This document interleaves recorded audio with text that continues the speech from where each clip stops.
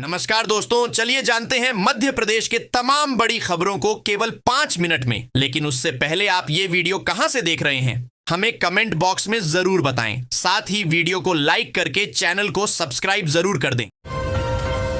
PM किसान सम्मान निधि योजना केंद्र सरकार की एक बड़ी योजना है, जिसके तहत किसानों को सालाना 6,000 मिलते हैं। यह राशि हर 4 माह में 3 समान किस्तों में 2 से 2,000 के रूप में दी जाती है। यह पैसा डीबीटी ट्रांसफर के जरिए सीधे किसानों के खाते में भेजा जाता है। यह लाभ उन किसानों को मिलता है जिनके पास 2 हेक्टेयर तक जमीन है और जो भारत के नागरिक हैं। 2 अगस्त को मोदी सरकार ने 9 करोड़ 70 लाख किसानों के खाते में 20वीं किस्त के पैसे जारी कर दिए हैं।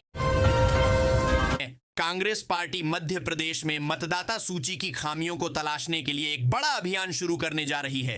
65,000 कार्यकर्ताओं को बूथों पर भेजकर मतदाताओं का सत्यापन कराया जाएगा। यह कदम मतदाता सूची की शुद्धता और पारदर्शिता सुनिश्चित करने के लिए उठाया गया है। इंदौर के तलावली चांदा स्थित सिंगापुर टाउनशिप के रहवासियों के लिए अच्छी खबर है। पश्चिम रेलवे ने दूसरे अंडरपास के निर्माण के लिए काम शुरू कर दिया है, जिससे 60,000 से ज्यादा रहवासियों को बड़ी राहत मिलेगी।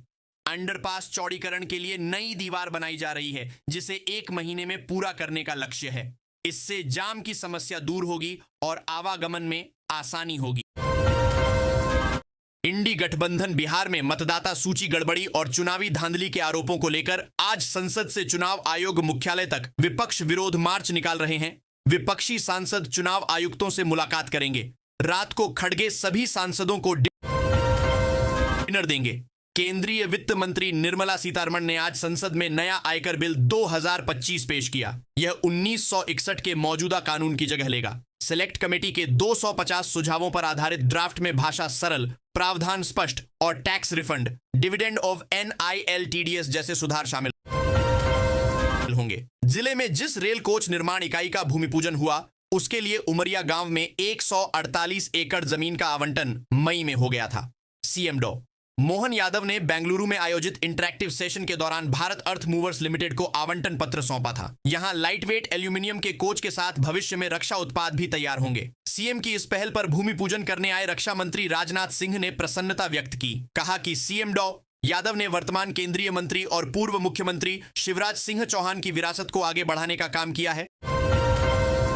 बेघर लोगों को अपना घर उपलब्ध कराने के लिए केंद्र सरकार द्वारा प्रधानमंत्री आवास योजना के दूसरे चरण की घोषणा करने के बाद नगर निगम अफसरों ने ऑनलाइन पोर्टल मुख्यमंत्री जन कल्याण योजना व शिविरों में 40,000 से अधिक फॉर्म भरवा लिए हैं। लेकिन अब तक प्रशासनिक स्तर पर न तो प्रोजेक्ट तय हुआ है, न ही DPR बनाई गई है, न ही आवास बनाने के लिए जमीन तय हुई है।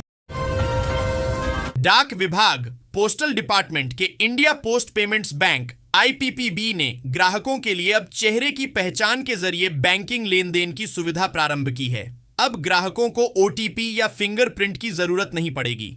इस सुविधा को आधार आधारित फेस ऑथेंटिकेशन कहा जाता है और यह विशेष रूप से बुजुर्गों और विकलांग व्यक्तियों के लिए उपयोगी है साबित होगी, जिन्हें पारंपरिक रूप से अंगूठे के निशान या OTP का उपयोग करने में कठिनाई आती है। मोहन भागवत ने एक महत्वपूर्ण बयान दिया है, जिसमें उन्होंने देश में शिक्षा और स्वास्थ्य सेवा के व्यवसायीकरण पर गंभीर चिंता जताई। उन्होंने कहा कि आज शिक्षा और स्वास्थ्य जैसी मूलभूत आवश्यकताएं आम आदमी की पहुंच से दूर होती जा रही हैं, जो एक चिंताजनक स्थिति है।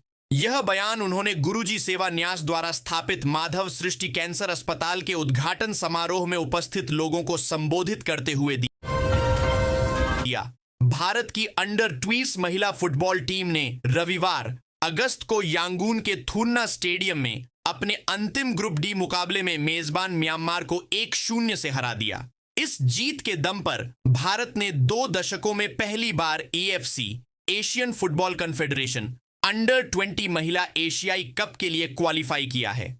भारत ने पिछली बार 2006 में AFC अंडर-10 महिला एशियाई कप के लिए क्वालिफाई किया था। मध्य प्रदेश में विकास के लिए आधारभूत संरचनाओं पर फोकस किया जा रहा है। सड़क बनाने पर राज्य सरकार सबसे ज्यादा जोर दे रही है। प्रदेश में गांव-गांव, गली-गली तक को सड़कों से जोड़ने की कवायद चल रही है। इसके अंतर्गत प्रदेश में 300 से ज्यादा नई सड़कें बनाई जा रही हैं। खास बात यह है कि इन सड़कों की स्वीकृति मिलते ही निर्माण के राष्ट्रीय बोर्ड परीक्षा के मुताबिक कुछ शरारती तत्व नीट 2025 परीक्षा की तारीख में बदलाव, परीक्षा स्थगन या प्रश्न पत्र लीक जैसी झूठी सूचनाएं प्रसारित कर रहे हैं। इन फर्जी संदेशों में अक्सर आधिकारिक लेटर हेड और डिजाइन की नकल की जाती है ताकि उम्मीदवारों को यह असली लगे।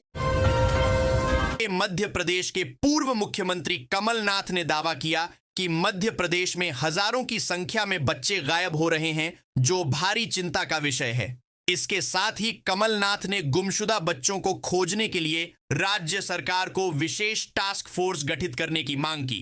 कांग्रेस नेता ने कहा कि एआई के दौर में लापता बच्चों को खोजना कोई मुश्किल काम नहीं है। मध्य प्रदेश में स्मार्ट बिजली मीटर को लेकर नया विवाद शुरू हो गया है। इन मीटरों का पाकिस्तान से संबंध बताया जा रहा है।